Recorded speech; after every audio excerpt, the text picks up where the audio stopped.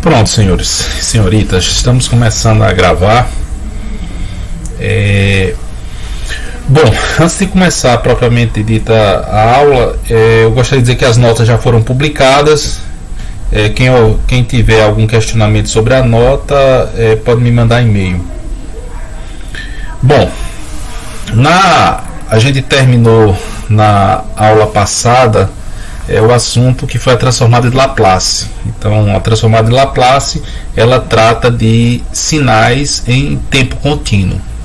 Então, no início do curso, nós falamos, olha, a gente trabalha no curso de análise de sinais e sistemas de sinais em tempo contínuo e em tempo discreto. Parte do tempo a gente trabalha em paralelo e parte não. Então, eu optei por fazer a transformada de Fourier em tempo contínuo e a transformada de Laplace num bloco, e agora, usando o que a gente já viu no tempo contínuo, a gente vai para a transformada em tempo discreto. Então, de tal sorte que a gente vai fazer a análise de Fourier em tempo discreto, e a versão discreta da transformada de Laplace, né, entre aspas, é a transformada Z, para terminar o curso, e fazer uma prova antes dos seminários. Então, hoje o nosso assunto vai ser a análise de Fourier para sinais em tempo discreto, certo? Mas aqui a gente já pode fazer uma observação. Quando nós falamos em transformada de Fourier, série de Fourier, análise de Fourier, qual é a primeira coisa que deve vir à mente? Deve vir à mente frequência. Então, quando você tem um sinal no domínio do tempo, faz-se análise de Fourier, chega-se a frequência, conteúdo espectral do sinal. Para sinais periódicos, nós conseguimos determinar a série exponencial ou a série trigonométrica, que de uma forma ou de outra você escreve um sinal como soma ponderada de senos e cossenos, que tem período bem determinado e o inverso de período é frequência.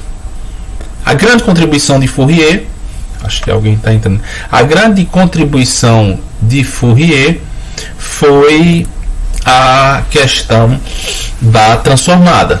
Diga.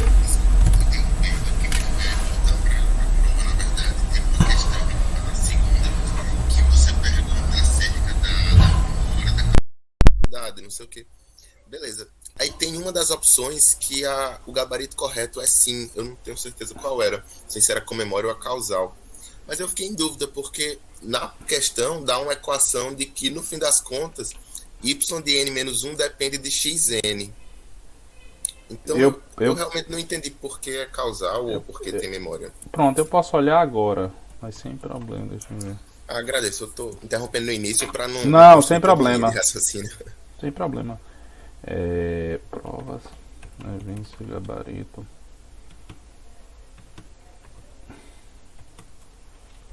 Ó, a prova está aqui. A questão é essa.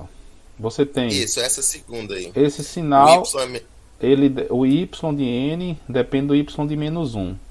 Agora veja. O y de n depende do x de n. Você tem que olhar a entrada e a saída. Então, assim, quando eu tiver o y de menos 1 aqui, então o y de n menos 1 menos o y de n menos 2 vai depender do x de n menos 1. Então, as perguntas são, né? Primeiro, tem memória? Tem que ter memória, porque ele tem que armazenar aqui um y antigo que depende de um x de n. Entendeu? Então, esse y de n menos 1, ele depende do x de n menos 1, diga, e do x de n menos 2. A questão é justamente a causalidade, porque assim, o y de n menos 1 acontece antes de x de n, beleza? E na equação, o y de n menos 1 está dependendo de x de n. Aí eu fiquei, não, se o resultado está acontecendo antes da entrada, é porque ele não é causal. Não, mas você... eu imagino que mas tem você... na minha lógica eu queria entender. Exatamente, você tem que olhar para o y de n, ó. O y de n, ele depende do x de n menos 1. Certo? O y de n, o y de n ele depende de duas coisas. Do x de n, então isso aqui não afeta a causalidade. Mas ele depende do y de n menos 1. Só que o y de n menos 1, se você substitui aqui, ele não depende, o y de n menos 1, ele depende do x de n menos 1. Entendeu? Olha, o y de n menos 1 ele depende sempre do passado. você olhando só para o y ele depende do x de n atual e de um y passado. Quem é que depende do o y passado? O y passado depende do x no passado também. Entendeu? Então esse sistema aqui é um sistema causal. Esse sistema aqui é um sistema causal. Como funciona a lógica. Beleza, entendeu? Obrigado.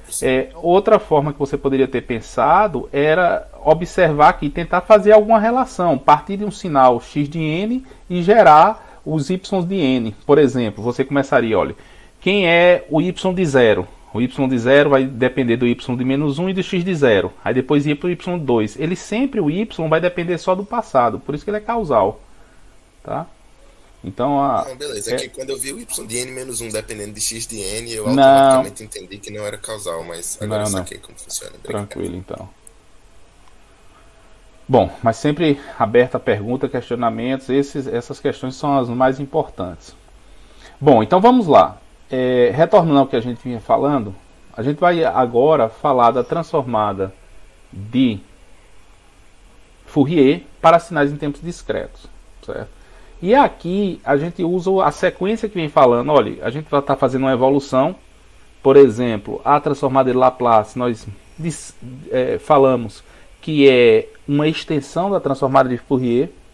Em outras palavras, a transformada de Fourier é um caso especial da transformada de Laplace quando o sigma é zero. Aqui a gente vai apresentar a análise de Fourier, levando em consideração a análise de Fourier que a gente já tinha para os sinais contínuos. Então a ideia é apresentar semelhanças e dizer as diferenças para fechar o entendimento da análise de Fourier para sinais em tempo discreto. Bom, na questão dos sinais periódicos, quando falamos da série de Fourier, nós começamos com a série trigonométrica, mas fomos para a série exponencial como passo intermediário para chegar à transformada. Mas de uma forma geral, a série de Fourier ela é relacionada a sinais periódicos e a transformada, sinais não periódicos. E nessa análise, as exponenciais complexas elas tiveram um papel importante, que foi justamente como a gente partiu da série e chegou à transformada. E nesse contexto, a gente tem que falar das exponenciais complexas e principalmente mostrar o que elas têm de semelhante e o que elas têm de diferente em relação à transformada ao tempo contínuo, certo? Então vejam, basicamente a gente vai analisar essas exponenciais de dois tipos. No caso contínuo nós temos e elevado a j ômega 0t e no caso discreto nós temos e elevado a j ômega 0n. Uma observação, como aqui a exponencial ela pode ser um cosseno mais j seno, esse termo aqui, ômega 0t, tem que ser adimensional. Para o ômega 0t ser adimensional, o ômega 0 é dado por radianos por segundo.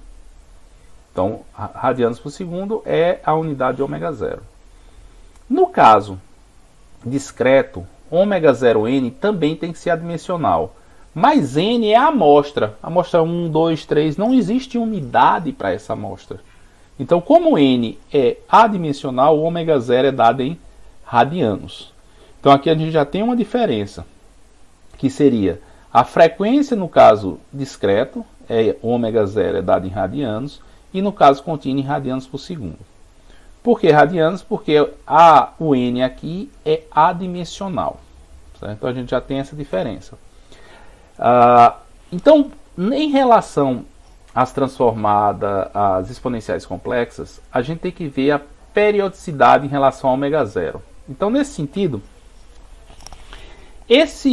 quando o ômega 0 trata do caso contínuo, e aqui eu faço uma observação, alguns autores, para diferenciar quando se está trabalhando com a transformada ou a série em tempo discreto ou tempo contínuo, ele coloca o ômega 0 aqui com um ômega maiúsculo.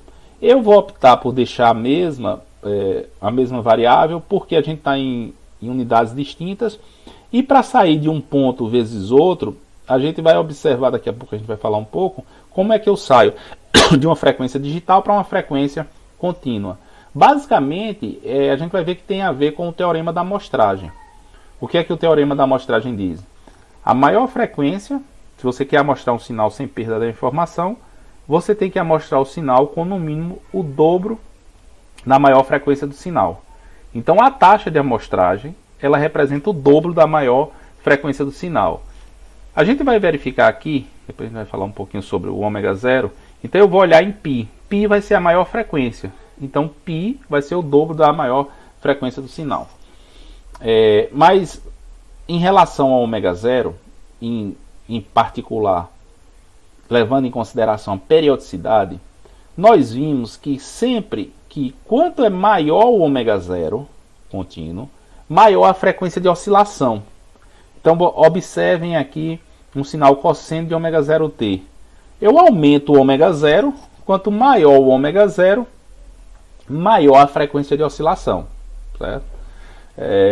Aqui eu não vou plotar não, no Geno eu ploto, deixar mais para frente, mas se você plota um cosseno de ômega zero, cosseno de t, aumento para cosseno de 2t, ele vai ter uma oscilação mais rápida. Cosseno de 10t, cada vez mais rápido. Então, maior o ômega zero, maior a frequência de oscilação. No caso discreto, em vez de você aumentou o ômega zero, aumenta a frequência de oscilação, ela vai ter um comportamento periódico. Então, em relação ao ômega zero, você vai ter um período periódico com período 2π. Ou seja, a frequência ômega zero é igual à frequência ômega zero mais 2π. Observem, a frequência ômega zero, a oscilação da exponencial complexa com frequência ômega zero, é a mesma oscilação da frequência ômega zero mais 2π. E de onde isso vem? Vem da exponencial complexa, que a gente está assinalando aqui, em tempo discreto. Ou seja, quem é a exponencial e elevado a j, ômega zero mais 2π vezes n. Aqui nós temos uma soma, nós expressamos na forma de produto e potência de mesma base, ficamos com e elevado a j ômega zero n, mais e elevado a j 2πn. Quem é e elevado a j 2πn? Você está dando voltas inteiras no círculo trigonométrico e parando em 1. Logo, e elevado a j 2πn é 1. 1 vezes e elevado a j ômega zero, n é o próprio e elevado a j ômega zero n. Então, essa exponencial é igual a essa outra. Então, ela tem a mesma frequência de oscilação. Então, se ela tem a mesma frequência de oscilação, você aumentou o ômega zero, a oscilação não vai aumentar de forma indefinida, como no caso contínuo. Você vai aumentar até um determinado ponto, depois tem que retornar para ter o comportamento de um sinal periódico. A definição do sinal periódico é aquele que se repete de um determinado instante de tempo. Aí, para isso, eu vou retornar aqui à aula 2, para a gente ver o comportamento de uma exponencial, da oscilação de uma exponencial. Se eu não me engano, é aqui que ela está, aula 02. Deixa eu verificar.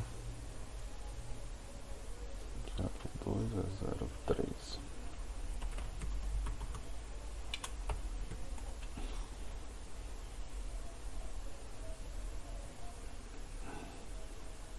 Pronto. Essa figura aqui que eu quero que vocês vejam.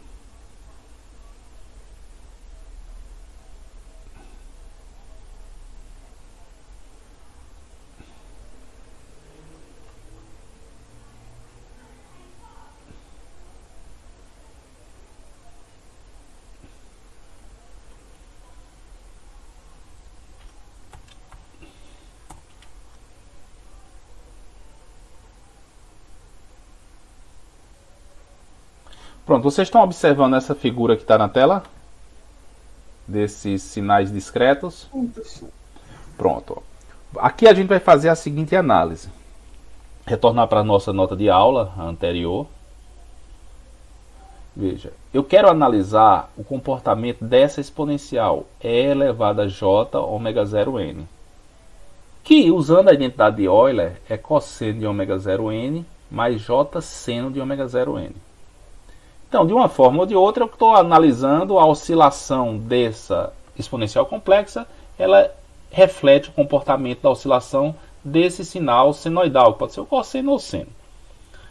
Então vejam, aqui a gente tem o sinal cosseno de 0 vezes n.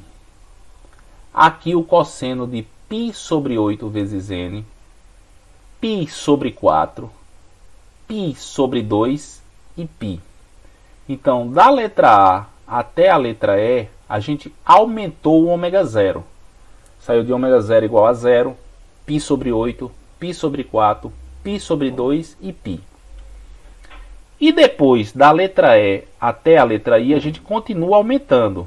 Eu tenho π, 3π sobre 2, 7π sobre 4 e 15π sobre 8. E finalizando em 2π. Então aqui o que é que aconteceu? Da letra A para a letra I, você aumentou a frequência ômega zero desse cosseno de 0 até 2π. Bom, então de tal sorte que a gente vai olhar cada um desses sinais. Quem é o cosseno de 0 vezes n? Cosseno de 0 é sempre 1. Então eu tenho esse sinal constante. Um sinal discreto constante. Então veja, a frequência 0 seria o sinal que é a menor frequência possível. Então é um sinal que vai permanecer sempre constante, ele não muda. Por isso temos esse sinal aqui com valor e amplitude sempre unitária. O cosseno de π sobre 8 vezes n, e aqui está escrito πn sobre 8, é esse cosseno aqui, ó. Então a gente vai ter 22,5, né? Então eu tenho este comportamento. Então você sai de um nível constante e começa a ter oscilação acompanhando aqui o cursor do mouse. Quando a gente passa do cosseno de π sobre 8n para π sobre 4n, ou seja, eu aumentei de π sobre 8 a π sobre 4, esse comportamento aqui, ó, dessa oscilação vai se tornar mais rápido. Certo? Então você vai se tornar mais rápido. O que é que eu estou variando aqui? Cosseno de π sobre 4n e cosseno de 45 vezes n. Eu vou ter 0, raiz de 2 sobre 2, 1, raiz de 2 sobre 2, 0, menos raiz de 2 sobre 2, menos 1, menos raiz de 2 sobre 2 e 0. Você fica com essa oscilação. Então veja, eu tinha um sinal que era constante, ele começou a oscilar e aqui já está oscilando mais rápido. Saindo de π sobre 4 para π sobre 2, eu já tenho uma oscilação mais rápida aqui, ó. Então, o cosseno de π sobre 2 é 90 vezes graus vezes n. Então, eu tenho 1, cosseno de 0 é 1, 0, menos 1, 0, menos, mais 1, 0, menos 1. Então, o que é que eu tenho aqui? 0, mais 1, 0, menos 1. 0, mais 1, 0, menos 1. Então, se você olhar dessa figura que eu estou marcando aqui AC para essa outra, você já tem um sinal que está oscilando mais rápido. Aumentando agora o cosseno de π sobre 2 para π, então eu estou aumentando de π sobre 2 para π, o que é que acontece? O cosseno de nπ, ou ele é 0, ou é menos 1. 0 e menos 1, 0 e menos 1. E olhando para o sinal discreto, essa é a maior velocidade que a gente pode ter nessa oscilação. Ela está no valor máximo, depois passa para o valor mínimo. Valor máximo, valor mínimo, valor máximo, valor mínimo. Então esse sinal aqui, ele é mais rápido do que esse outro, porque esse outro ele tinha um valor máximo, parava no zero, valor mínimo. Parava no zero, valor máximo. Parava no zero, valor mínimo. Esse que passa diretamente do valor máximo 1 para menos 1 é um sinal mais rápido. Então esse sinal aqui, ele é um sinal mais rápido. Agora vejam o seguinte, quando a gente passa desse sinal, a frequência π, para a frequência 3π sobre 2, é óbvio que se esse é o mais rápido, ele começa a ficar mais lento. E depois, passando de 3π sobre 2n para 7π sobre 4n, ele vai ficando mais lento ainda. Esse cosseno de 15π sobre 8n, ele fica mais lento. Então, de tal sorte, o que é que acontece? Quando eu vou aumentar agora de 15π sobre 8 para 2π, o cosseno de 2πn volta a ser 1. Cosseno de 2π vezes n, ele está voltas inteiras em torno do círculo trigonométrico, parando sempre em 1. Então o que é que a gente observa? Diferentemente do caso contínuo, em que aumenta-se a frequência e a oscilação aumenta, no caso discreto, a frequência vai aumentando até chegar a π. Então você aumenta o ω0 até π, a oscilação do sinal fica mais rápida. De π até 2π, ele vai ser lento de novo e volta ao seu sinal original. Então aqui o cosseno de 0 vezes n, ou seja, o cosseno de ω0 vezes n para ω0 igual a 0, é igual ao cosseno de ω0n mais 2π, que é o cosseno de 2πn. Então essa figura aqui é muito importante, que diz e nos mostra o que a gente falou aqui na outra, nas notas de aula. Olhe, se em relação à periodicidade de ω0, ela é periódica, com o período 2π. E a frequência de oscilação, ela aumenta de 0 até π e depois decresce de π até 2π. Assim, o que é que eu vou ter? As baixas frequências, elas vão estar em torno de 0 e múltiplos de 2π. 0 e múltiplos de 2π. Então aqui é baixa frequência e baixa frequência. E as altas frequências vão estar em múltiplos ímpares de π. Então em torno de π e em torno de menos π, aqui eu tenho AF de alta frequência. Até porque, como o sistema, a gente provou aqui que a exponencial complexa é periódica com período 2π, desse ponto que eu estou marcando de menos π até π, eu tenho uma distância de 2π radianos. De 0 até 2π, 2π radianos. Então essa frequência em torno de 2π é a mesma frequência em torno de 0. Então a primeira diferença que vai nos levar do tempo contínuo para o tempo discreto é que as exponenciais complexas, elas vão ser periódicas em relação a ω0 no caso discreto. Ou seja, ω0 é igual a ω0 mais 2π no contexto da exponencial complexa. Certo? Eu até brinco, às vezes se um matemático me pegar escrevendo isso aqui, ω0 é igual a ω0 mais 2π. Aqui a gente pode dizer que é equivalente, né? A frequência ω0 é equivalente à frequência ω0 mais 2π. Bom, o outro detalhe é a periodicidade em relação ao tempo. Certo? Então, no caso contínuo, o que é que nós temos? O período. Vocês lembram lá na série de Fourier, quando nós estávamos calculando, o primeiro passo era verificar se o sinal era periódico e determinar o ω0. O ω0 era 2π sobre t. Ou, da mesma forma, t é igual a 2π sobre ω0. Então, quando nós temos uma exponencial em tempo contínuo, o período dela é 2π sobre ω0. Então, e essa expressão aqui ela é sempre periódica. No caso discreto, não vai ser sempre periódico. Eu tenho a exponencial e elevado a j ω0n. E se a gente considera um período n aqui, ó, então eu digo, olha, essa exponencial ela é periódica e o período dela é n. Então isso indica que a periodicidade em relação ao tempo n, né, o tempo discreto n, implica que e elevado a j ω0n é igual a e elevado a j ω0n mais n grande, n maiúsculo, que é o período. Aqui a gente distribui, eu tenho uma soma, transformo em produto de potências de mesma base. E vejo, para essa expressão aqui ser igual a essa outra, nós temos que essa outra, e elevado a j ω0n maiúsculo, é igual a 1. Bom, mas a condição para que e elevado a j ω0n seja igual a 1 é que eu tenha aqui sempre voltas inteiras no círculo trigonométrico. As voltas inteiras eu represento por e elevado a j2πm. Agora eu posso cancelar aqui as exponenciais. Indico que ω0 vezes n é igual a 2π sobre m, em que esse m é o número de voltas inteiras. Então, de tal sorte que ômega 0 sobre 2π, ômega 0 sobre 2π, tem que ser igual a m sobre n, que é um número racional. Então, quando você faz o quociente entre dois inteiros, o resultado é um número racional.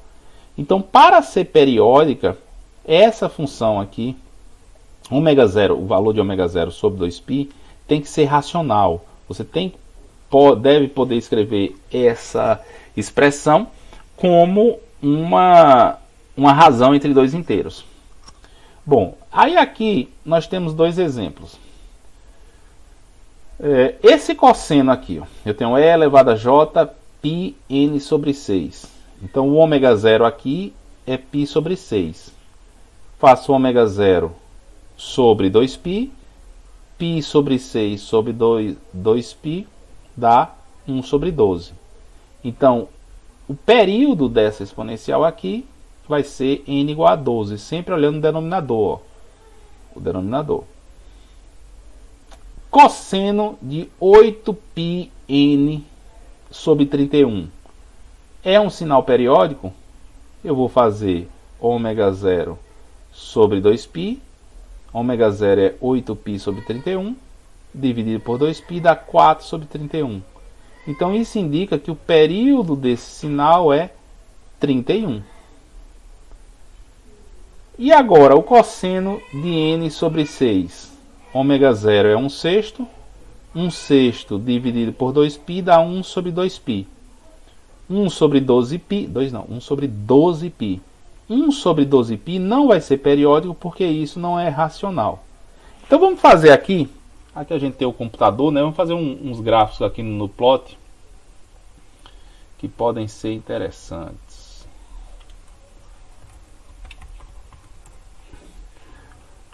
Vamos plotar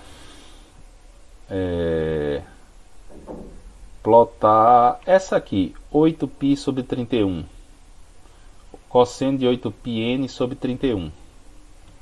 Então, primeiro, aqui no plot eu tenho que setar o número de amostras. Então, vamos botar set samples 61 amostra. Vou botar set xrange o x de 0 até 60.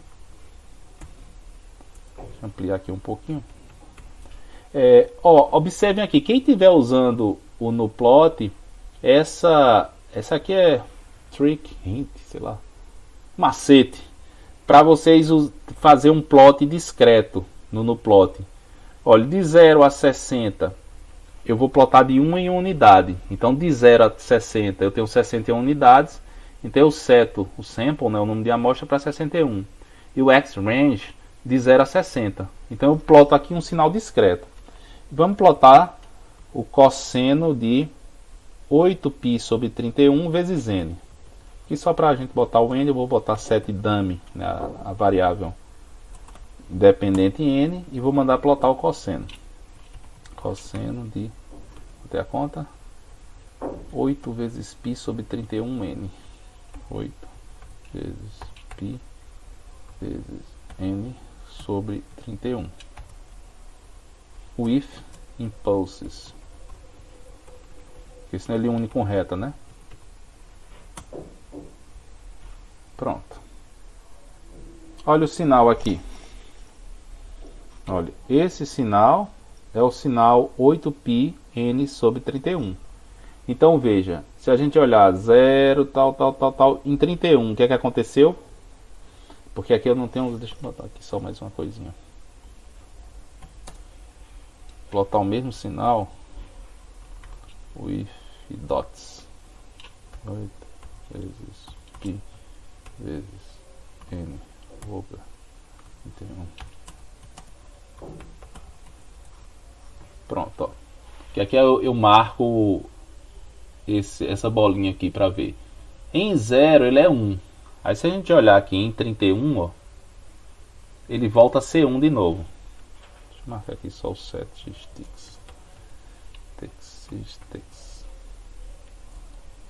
0, 1, 60. Replot. Pronto.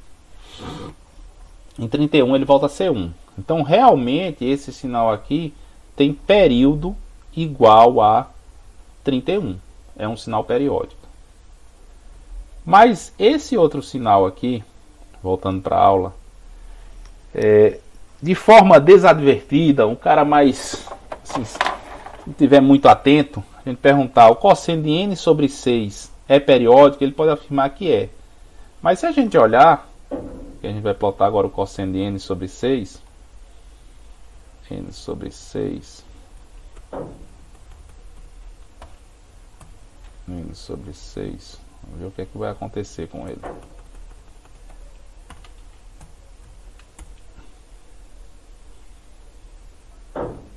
Esse cosseno aqui, olhando para esse sinal, ele é periódico? Não. Se vocês observarem aqui no detalhe, ó, ele está descendo aqui num ponto mais alto que esse outro, certo? Porque se você fizer n sobre 6 igual a 2π, você vai encontrar que n é igual a 12π. Então ele teria que se repetir no tempo contínuo em t igual a 12π.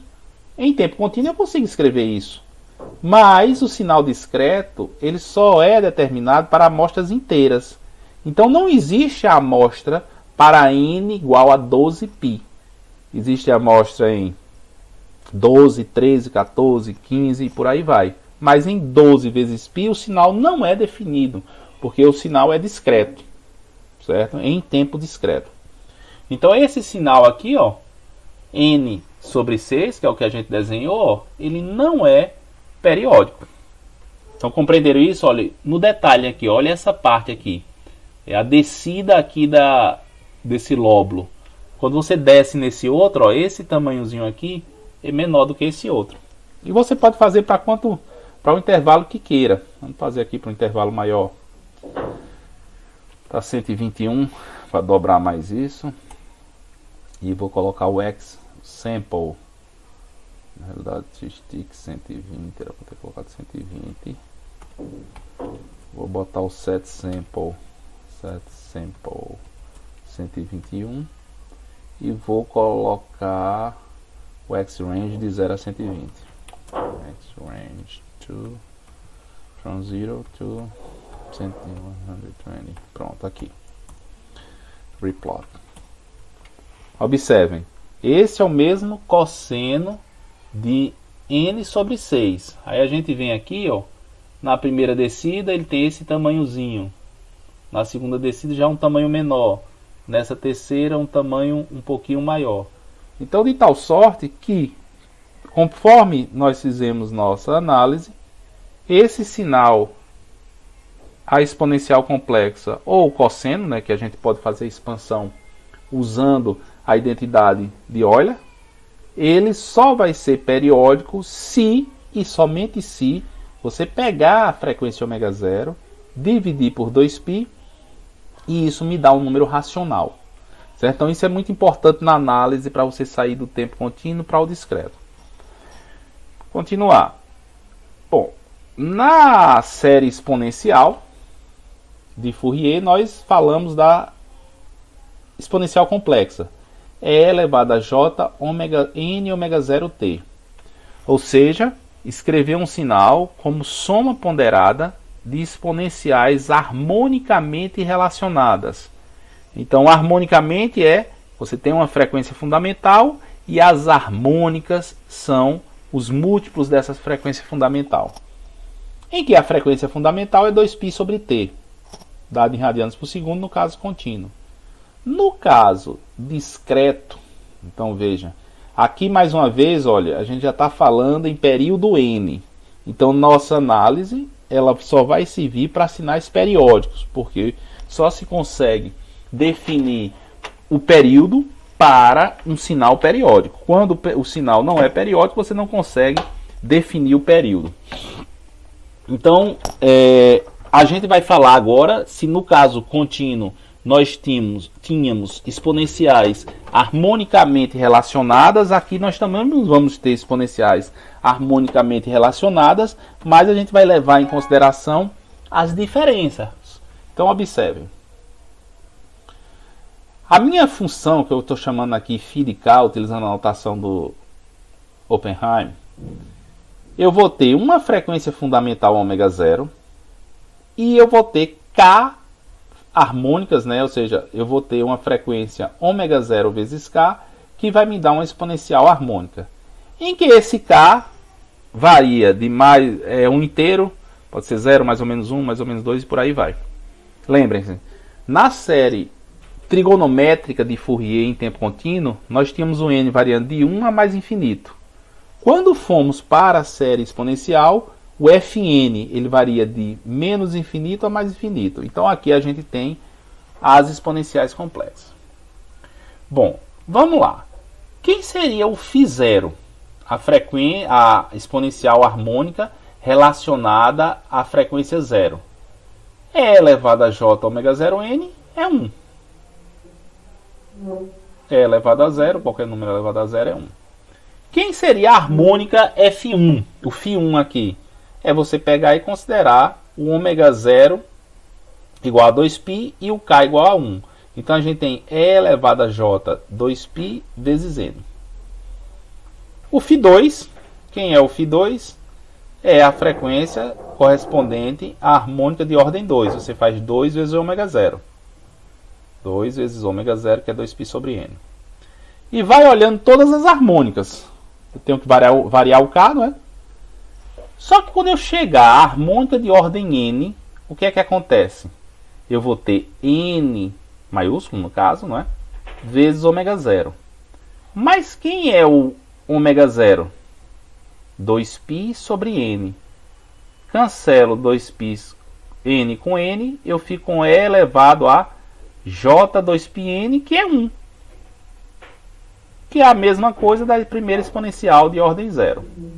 Bom, mas se eu continuo, pode ter sido uma coincidência, continuo calculando a harmônica de ordem n maiúsculo mais 1, em que n, vamos voltar aqui, n é o período dessa exponencial complexa. Então, se eu olhar em n mais 1, eu vou colocar n mais 1 vezes ômega 0. Quem é o ômega 0? É n 2π sobre n. Aqui eu separo esse produto, vou ficar com 2π sobre n vezes n, que dá 2π. Cosseno 2πn é 1. E eu tenho esse 1, fico com E elevado a j1 vezes 2π sobre n. Que essa expressão aqui, a harmônica aqui de ordem n mais 1, é a mesma harmônica de ordem 1. Elas estão aqui iguais. Mas suponha que fosse uma coincidência. Vamos para n mais 2. Quando eu coloco n mais 2 vezes ômega 0, a gente fica com n mais 2 vezes 2π sobre n. Da mesma forma, esse n com esse n vai gerar um E elevado a j 2πn, que é 1. E sobra o 2. 2 vezes 2π sobre n vezes n, que é igual à harmônica de ordem 2. E elevado a j 2 vezes 2π sobre n, e aqui é elevado a j 2 vezes 2π sobre n vezes n. Então, qual é a conclusão? Eu não preciso ir aumentando as ordens das harmônicas, porque a ideia, se é representar esse sinal como soma ponderada de exponenciais complexas, essas exponenciais elas vão formar uma base, tem que ser diferente e, além disso, ortogonais.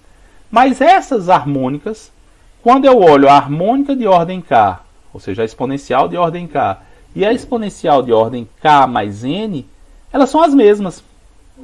Então veja, se a gente tem um determinado período n, eu só consigo escrever n exponenciais harmonicamente relacionadas e distintas. Então, eu tenho um período n e isso me gera uma frequência ômega 0 2π sobre n. Os múltiplos dessas frequências, k ômega 0, só vão existir n exponenciais distintas. E qual é o impacto na série de Fourier? Olha, o impacto na série de Fourier é que lá na série em tempo contínuo, os somatórios eram infinitos. Então, a gente tinha um número infinito de termos nas séries de Fourier para tempo contínuo. Aqui não. aqui a gente vai ter apenas um número finito. E quanto é esse número finito? N, que é o período do sinal. E qual é a vantagem? Olha, se Fourier tivesse trabalhado com sinais discretos no tempo, ele não teria sido apurrinhado por Lagrange, o camarada que inventou uns multiplicadorzinhos lá. Porque a série finita, para o tempo discreto, você tem uma série finita. E quando a série é finita, ela é sempre convergente. Se você tem um número finito de termos, você soma todo, vai sempre convergir. Diferente da série infinita. A série infinita pode convergir ou não. Então essa é uma observação. A gente vai ter apenas n exponenciais harmonicamente distintas. Então o que seria a série de Fourier? Então, primeiro você tem que ter um sinal periódico. Então, relembrando, a gente está aqui com essa restrição muito forte ainda. Então, se o sinal é periódico, eu consigo definir um ω0, que é 2π sobre n. E a série de Fourier é você escrever esse sinal. Aqui a gente vai utilizar esse AK agora, é para a série exponencial, que a gente está utilizando a notação do Oppenheim. Depois eu tenho até que mudar isso e eu vou mudar. Mas é você escrever o sinal x de n como uma soma ponderada de exponenciais, que são essas funções φ. Ou seja, a série, o x de n, vai ser dado por um somatório de AK, que vai ser o coeficiente da série, e elevado a jk ω0n, em que o ω0 é 2π sobre n. Então, a partir do momento que você escreve o sinal periódico x de n dessa forma, você determinou a série de Fourier para um sinal periódico em tempo discreto. Bom, então a série de Fourier, como dito aqui, vai consistir em escrever esse sinal x de n como soma ponderada dessas exponenciais harmonicamente relacionadas. Agora, veja, na página anterior, nós falamos que só existem n exponenciais distintas. Então, a exponencial em 0 é igual a exponencial em n, a exponencial em 1 é igual em n mais 1, a exponencial em 2 é igual a exponencial em n mais 2. Então, dessa forma, se eu só tenho n exponenciais distintas, eu não preciso calcular aqui a série considerando todo o k. Eu vou ter apenas um conjunto finito. Então, esse símbolo aqui, eu tenho um ângulo esquerdo, ângulo direito, indica que eu pego só nk aqui, ele vai ser constituído de n inteiros consecutivos, certo? Então eu vou somar agora, em vez de ter um número infinito de termos, que era o caso da exponencial, a série exponencial contínua, em tempo contínuo, no tempo discreto, a gente tem aqui um número finito, em que esse n aqui vai ser um conjunto de n inteiros consecutivos. Então você pode pegar 0, 1, 2, 3 até n menos 1, mas posso pegar de 1 até n, posso pegar de menos 1 até n menos 2. O que importa é que você tenha n inteiros consecutivos para pegar todas as exponenciais harmonicamente relacionadas e distintas.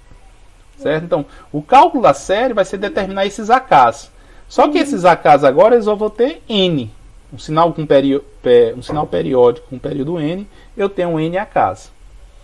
Aí a questão é, da mesma forma que no tempo contínuo, a questão que aparece é como calcular a série, ou seja, como determinar os coeficientes AK de um sinal. Então a primeira opção é o seguinte: eu não tenho a expressão da série, então eu vou ter que o x de n é igual ao somatório com k, n inteiros consecutivos de k, de AK vezes L elevado a jk n sobre n. Então, se eu substituo n igual a 0 nessa expressão, eu tenho uma equação. Então, a gente vem para cá. Se eu substituir n igual a 0, quando eu coloco n igual a 0 aqui, o que é que acontece? E elevado a 0 dá 1. Então, o x de 0 é o somatório de todos os AKs. X em 0 é o somatório de todos os AKs. Quando eu substituo n igual a 1, eu coloco n igual a 1 aqui, eu vou ter outra equação. X de 1 é igual ao somatório dos AKs vezes E elevado a JK 2π sobre n vezes 1. Até o último x de n que eu tenho distinto, que é o x de n menos 1. E substituo n menos 1 aqui. Como o sinal é periódico, o sinal x de 0, x de n maiúsculo, se eu coloco n aqui maiúsculo, ele vai dar o mesmo. Então é k vezes 2π, k vezes 2π é 1, então o x de n é igual também ao somatório de AK. Então eu não preciso fazer até o n. Se eu faço de 0 até n menos 1, eu já tenho n equações e as n incógnitas que eu quero determinar, que são os AKs. Então os AKs estão aqui, eu tenho n AKs e tenho n equações, resolve-se o sistema e pode calcular. Então vamos fazer um exemplo aqui. Vamos fazer um exemplo, que é o que a lista 5 não, é a questão 5 da lista 4. Bom, suponha que a gente tem esse sinal periódico aqui, x de n. Então a primeira coisa, ele em 0 é 0, aí 0, 2, menos 1, 1. 0, 2, menos 1, 1. E por aí vai. Então esse sinal aqui é um sinal periódico. E qual é o período dele? Ele é 0 em 0 e 0 em 4. Então o período é igual a 4. Então de tal sorte que eu vou escrever o x de n agora. Eu vou ter n inteiros consecutivos. Então vai ser de 0 até 3. De 0 até 3 eu tenho 4 n's. 4k's, aliás. AK vezes E elevado a JK, 2π sobre n, 2π sobre 4 é π sobre 2, vezes n. Então, eu, para determinar a série de Fourier, é necessário determinar os AKs com essa expressão. Então, o sinal x de n, que é periódico, ele é escrito com o somatório de k variando de 0 até 3, do AK E elevado a JK π sobre 2 vezes n. Bom, aí o que é que a gente vai fazer? Primeiro, usando aqui, retornando um pouco aqui, ó. Quem é o x de 0? É o somatório de todos os AKs. Então, o x de 0 nesse caso,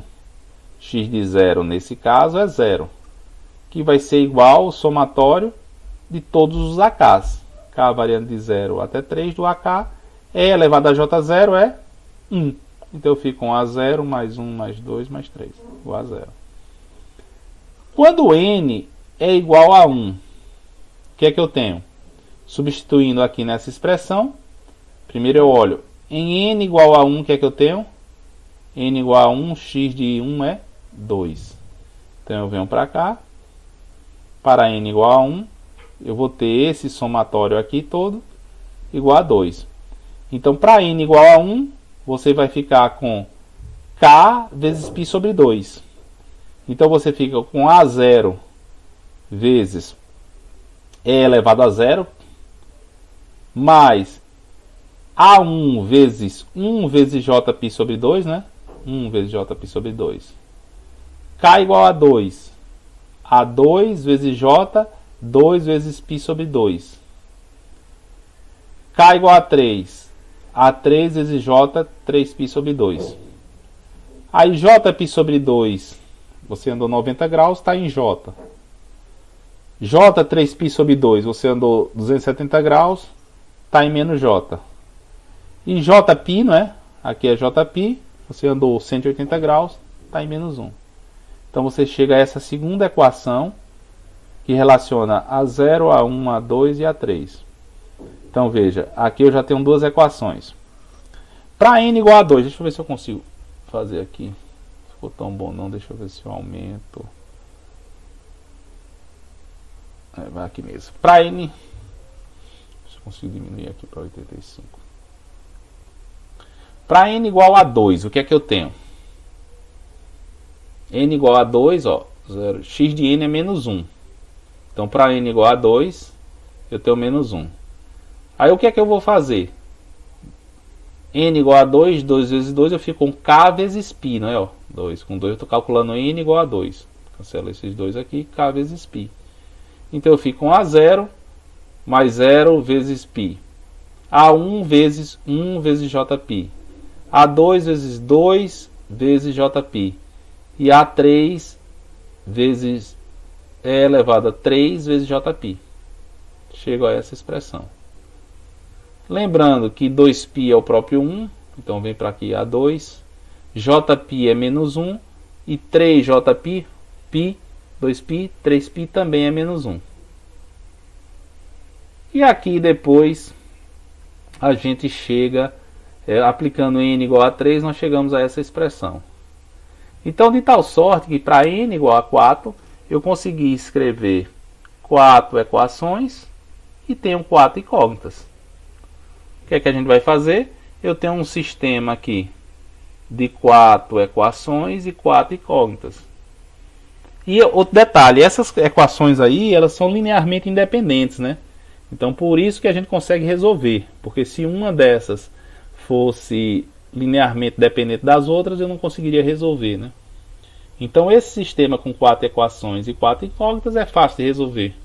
Aí aqui tem um esboço de solução. Se eu pego a equação 1 e somo com a 3, a gente chega a isso. Equação 1 e somo com a 3, vai cancelar A1 com menos A1, A3 com menos A3. Chega a essa expressão. Se eu somo A2 com A4, 2 com 4, cancela J1 com menos J1, menos J3 com mais J3. Então eu fico com 2A0 menos 2A2. Então agora eu tenho uma equação, um conjunto aqui de equações, duas equações, duas incógnitas. Quando você resolve isso, você pode somar essas duas expressões, né? 4A0 igual a 2. Logo, A0 igual a 2 sobre 4, que é igual a meio. E resolve aqui para o A2 dá menos 1. Agora, olha que coisa interessante. No tempo contínuo, quem era o F0 ou o A0, né, da série exponencial? O A0 ou o F0 era o nível DC do sinal. Aí vamos lá para uma similaridade. Quem foi que falou agora? Para ganhar 0,001. Pronto. Vejam esse sinal aqui, ó. Se a gente olhar o período dele, que é 4. Se eu somar o sinal, ó, 0 mais 2 menos 1 mais 1, dá quanto? 2. 2 dividido por 4 dá quanto? 2 por 4, meio. Então, o A0 é o nível DC do sinal. Bom, aí para resolver, como é que eu digo? Desculpa. Para resolver, calcular o A1 e o A3, a gente pega aqui, substitui A0 e A2 em 1 e 2, essas duas equações, a gente chega a essa expressão, quando eu substituo o A0 e A2 na primeira e na segunda. Eu chego a essas duas expressões aqui. Para resolver isso, aqui eu multipliquei por J a primeira, né, equações, e sai somando as duas. Então você multiplica por J a primeira, soma as duas, cancela esse A3 aqui, dá 2J1, depois passa esse 2 dividindo, esse 2J dividindo, eu fico que A1 é igual a 1/4 menos 1/4 de J. Para encontrar o A3, você pode multiplicar de baixo para o J, né? Somar as duas, certo? Você multiplicar de baixo por J, vai aparecer um menos 1 aqui, e soma as duas. E vai chegar a esse coeficiente. Então veja, qual é a relação entre o coeficiente A1 e o A3? Qual é a relação entre esses dois coeficientes, A1 e A3? Nesse caso específico, são conjugados. Então veja, foi coincidência eles serem conjugados? Não, porque senão não estaria perguntando, né? Então, mas assim, por que é que ele apareceu conjugado? O motivo é que esse sinal é real. Então lembram-se lá que quando o sinal era real, os polos apareciam complexos conjugados. Então aqui é mais ou menos a mesma coisa.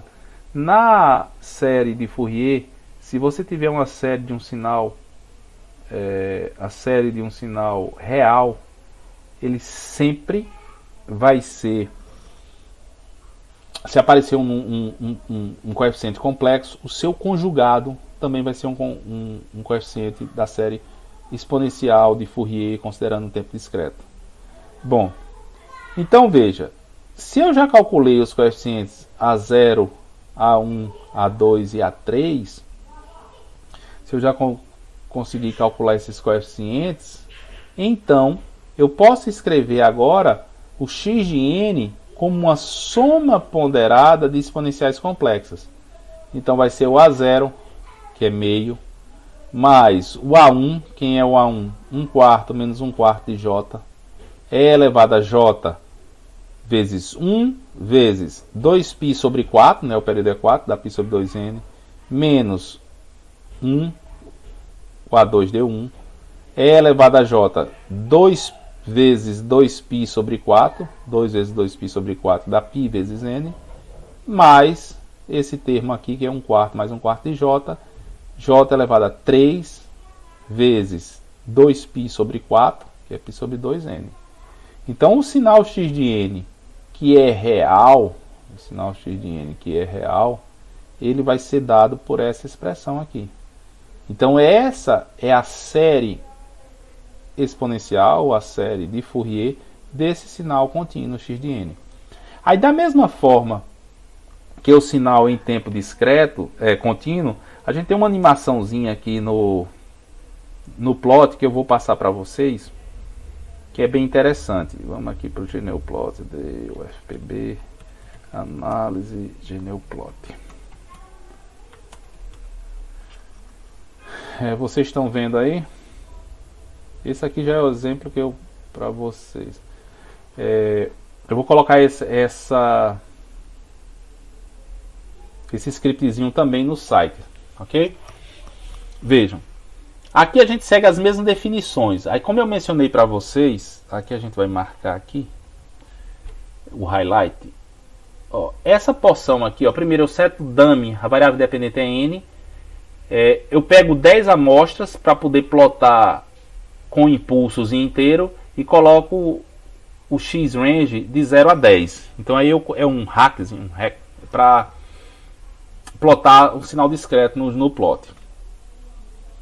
Bom, aí veja, eu coloco n igual a 4 e ômega 0 igual a 2π sobre n. Então aqui está mais ou menos pronto.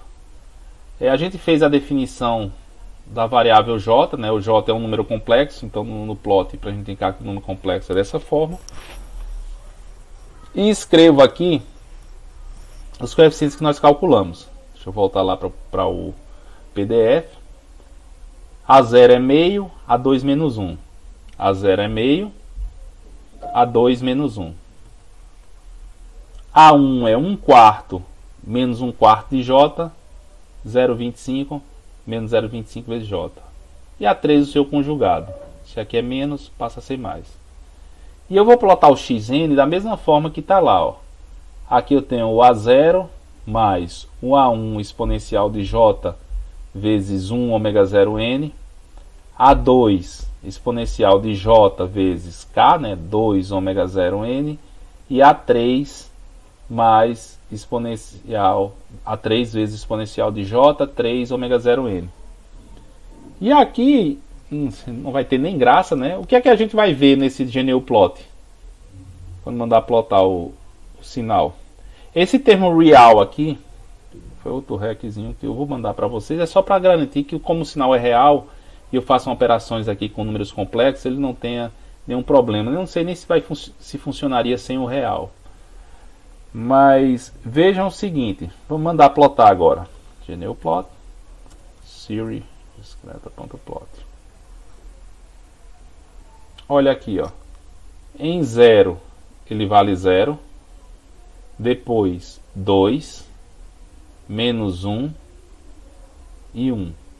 Aí volta para 0, 2, menos 1 e 1. 0, 2, aí esse aqui está marcado aqui menos 1. Que obviamente, não é? Era o sinal que a gente estava determinando a série. Não foi esse aqui, ó? 0, 2, menos 1 e 1. 0, 2, menos 1 e 1. Que é o que está lá no plot. 0, 2, menos 1 e 1. 0, 2, menos 1 e 1. Por aí vai. E o período, ó, ele é 0 em 0 e é 0 em 4. É 0 em 8 também. O período é igual a 4. Essa semana eu descobri eu vou passar para vocês também. Eu tenho mandado várias fotos aqui do NuPlot. Tem uma forma de plotar para quem não instalou ainda, né? Esse GNUplot Online, que é com esse endereço aqui, rasp.on.com. Você consegue plotar na própria internet, entendeu? Aí você pega aqui, ó, não sei se vocês estão vendo. Vocês estão vendo aqui o browser? Estão vendo, professor. Pronto, ó. O detalhe que vocês vão fazer é vocês apaguem aqui, ó. Deixem só esse alt.svg, que é o que vai gerar esse gráfico aqui. Aí esses códigos no plot que eu passo, vocês apaguem aqui nesse site, desde esse key means label. Você pode apagar. A gente pode apagar aqui. Eu vou fazer isso aqui, ó. Eu apago. E posso vir naquele script que eu passei para vocês. Deixa eu botar um menos aqui para pegar tudo. Naquele script que eu passei para vocês, ó, eu posso pegar, ó, e copiar os comandos e colocar aqui. Ctrl C. Deixa eu dar um Ctrl C, copy. Copiar. Colar. Vejam. Conseguiram observar? Então vocês podem plotar aquelas coisas que eu mando para vocês para a internet, ó. O sinal X de N aqui, ó. 0, 2, menos 1 e 1. 0, 2, menos 1 e 1. Eu acho que ele só não conseguiu plotar a animação. Aí você pode plotar aqui online, se não quiser instalar o NuPlot nem no Windows, nem no Linux.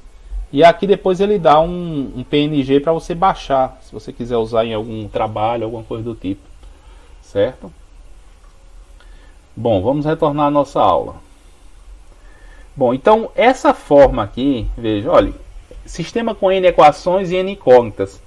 Bom, para N igual a 4 a gente faz até na mão, mas se crescer muito, sinal periódico, período 100, período 1000, a gente sabe que posso fazer essa resolução de sistemas de forma numérica, mas mesmo assim é complexo.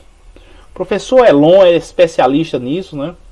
Em computação, cálculo numérico, e tem-se grandes desafios nessas áreas. Então, a complexidade é muito alta.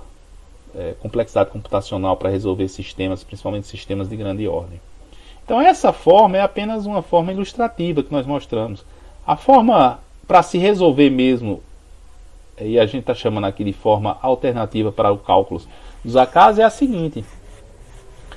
Ela vai ser similar ao caso contínuo. Veja, no caso contínuo, a gente tinha para calcular os FNs, né, o coeficiente exponencial, integra 1 sobre t, integral em t, do sinal vezes a exponencial complexo com sinal negativo. Então, para isso, a gente vai considerar nessa análise essa função aqui, ó. Veja, se eu tiver essa função AK aqui, somatório com n variando de 0 até 1, de j2π sobre n vezes k. Quando k é 0, ou múltiplos inteiros de n, eu cancelo esse n com n, é elevado a j2π vezes n é sempre 1. Se eu somo n parcelas, eu vou ter que esse AK é igual a n.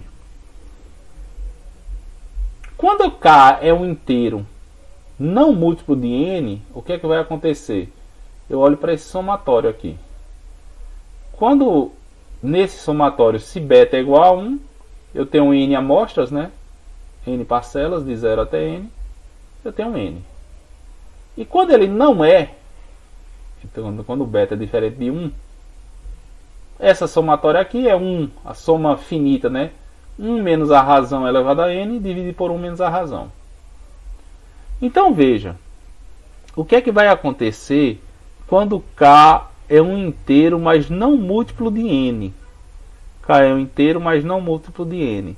Bom, se você olhar isso daqui, se a gente fizer somatório com N variando de 0 até N menos 1, de beta elevado a N. Se eu elevo N aqui, eu vou ficar com 2π sobre N vezes N. Então eu fico com J2π vezes um número inteiro. J2π vezes um número inteiro vai dar sempre 1. Então 1 menos 1 é 0. Então para essa função aqui, ela só assume dois valores. Ou ela é N, quando esse K é múltiplo de N, ou ela é 0 em todos os outros casos. Então de tal sorte que se a gente olhar esse somatório aqui em N, eu só posso ter dois valores. Ou ele é N maiúsculo, para K múltiplo de N, ou é 0. Então essa identidade aqui, essa expressão aqui vai ser usada. Vejam, quando eu tenho a série, é eu escrever um sinal periódico como soma ponderada das exponenciais harmonicamente relacionadas. Frequência fundamental 2π sobre N, K vezes esse ômega 0 é uma frequência harmonicamente relacionada vezes N. Quando multiplicamos essas duas expressões, lado esquerdo e lado direito, por E elevado a menos JR 2π sobre N, E elevado a menos J2πr sobre N, a gente fica com essa expressão aqui e essa outra. E se eu somo N termos? Vai somar N termos. Então eu tenho essas duas expressões aqui e vou somar N termos dela. Aí mais uma vez, né, a gente tem esse somatório duplo aqui, inverte a ordem dos somatórios. Então se o primeiro somatório é feito em K e o segundo em N, aqui a primeiro vai ser em N, depois em K. Olhe para essa expressão aqui, ó. Eu tenho um somatório da exponencial vezes 2π sobre N, que parece com isso aqui, ó. Somatório da exponencial, 2π sobre N em dois números. Então veja, se esse K menos R for um múltiplo inteiro de N, eu vou ter que o somatório é N. Se não for, 0. Então volto para cá. Se o K menos R for um múltiplo de N, o somatório é N. Se o K menos R não for, o somatório é 0. Então esse somatório aqui, ele só vai ser não nulo para K menos R múltiplo de N. Um dos múltiplos de N é 0. Então quando eu coloco K vezes K igual a R, essa expressão vai valer, K igual a R, essa expressão vale, e vale exatamente N. Então eu vou ficar aqui, para todos os outros Ks, nesse intervalo, considerando N inteiros consecutivos, ele vai ser 0, e apenas quando K é igual a R, ele não é 0, e vale quanto? N. O N passa dividindo, eu fico com 1 sobre N, vezes x elevado a E elevado, como K é igual a N, eu fico com x elevado a N, E elevado a Jn, K2πn sobre N. Pronto. E observação, essa análise aqui a gente poderia analisar para qualquer K periódico. Então da mesma forma que o sinal é periódico, os AKs são periódicos também, porque o φk, né, a exponencial harmonicamente relacionada, é periódica com o período n. Então essa expressão aqui é uma expressão análoga para a gente calcular a série de Fourier em tempo discreto de forma direta e não precisar recorrer ao serviço dos professor Elon, né? Tem um sistema com muitas equações muito incógnitas. Eu iria perguntar ao professor Elon se era melhor um Gauss-Seidel, pivotamento, como é que eu iria resolver isso. Mas com essa expressão, a gente não precisa mais resolver um sistema com equações incógnitas. Bom, aí voltando para o mesmo exemplo, eu tenho essa expressão aqui para calcular os AKs. Substituindo n igual a 4, eu fico com AK igual a 1 sobre 4, n variando de 0 até 3, do x de n, vezes, aqui para n igual a 0, né? E elevado a 0 é 1.